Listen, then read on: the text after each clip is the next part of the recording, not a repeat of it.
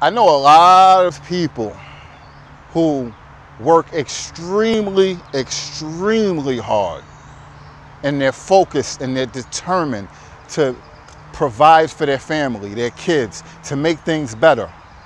They do a whole lot. They're always on the go. They're always on the move. And everything is for their family, whether it's your spouse, your kids, whatever. But what I notice is a lot of times people are so much on the go trying to make a difference that they inadvertently are neglecting the very ones that they're going so hard to help.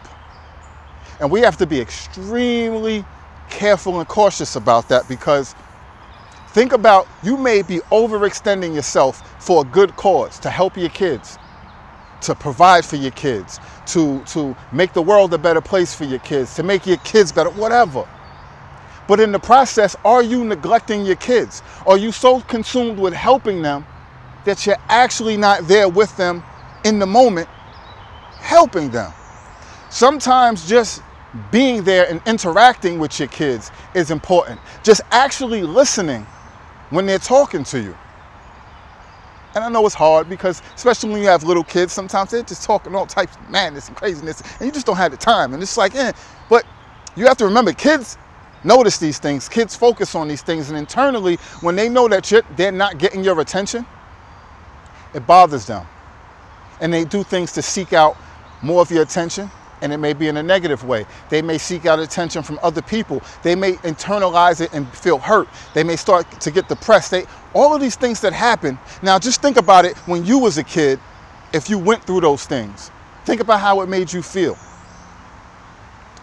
You probably are doing the same things to your kids and you don't realize it, because you're so caught in the moment, because you're trying to do so much to help them.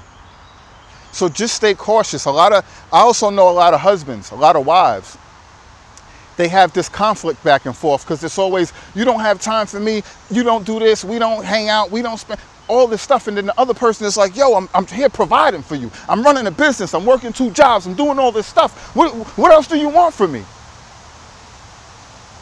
Providing is extremely important. We all know that. I can never dispute that. And I have to salute any and everybody that is providing for themselves and their family at all costs. But we cannot lose the fact, and we cannot lose sight of, you have to maintain time to actually spend with your loved ones. That quality time is extremely important. A lot of people that I notice, they're going so hard to provide, to do, and then their relationships break up because they're having issues, because they're not spending time together. They lose that contact, they lose that bond. And then they don't always realize it. And some people, they just can't figure it out. And they're like, yo, what is the problem? What else do you want from me? Sometimes all the person needs is your time.